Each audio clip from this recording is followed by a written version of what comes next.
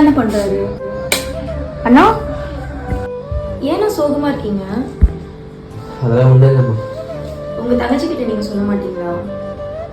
அதெல்லாம் சொன்னா உனக்கு புரியாதுமா. பரவாயில்ல, நான் சொல்லுங்க. இந்த உலகத்துல உண்மையான பாசமும் இல்ல, உண்மையான அன்பும் இல்ல, எல்லாமே வேஷம் தான். ஏன்னா இப்படி சொல்றீங்க? வேற எப்படிமா சொல்றது?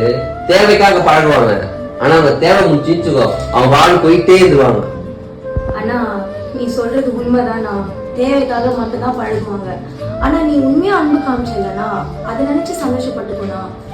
அது மட்டும் இல்லாம நீ ஏசப்பா பிள்ளைனா, அதனாலதான் உன்னால யார்கிட்டயும் பொய்யான அன்பை காட்ட முடியலண்ணா. என்ன பார்த்து எப்படி சொல்ற? அண்ணா எப்படி சொல்றேன்னா, நம்ம ஏசப்பா எவ்வளவு அன்பான தெய்வம் தெரியுமாண்ணா. அவரை காட்டி கொடுத்தவங்களை கூட அவர் மன்னிச்சாரு, அவரை மறந்தவங்களை கூட அவர் மன்னிச்சு நேசிச்சாரு. அது மட்டும் இல்லைண்ணா, அவரை சிலுவையில அரைஞ்ச ஜனங்களை கூட அவர் மன்னிச்சு நேசிச்சாருண்ணா. நீயும் அவங்கள மன்னிச்சு ஏசப்பா போல நேசிலாம். சரிம்மா, நான் இந்த உலகத்து மேல அன்பு செலுத்திட்டு அந்த அன்புக்காக ஏறினேன்.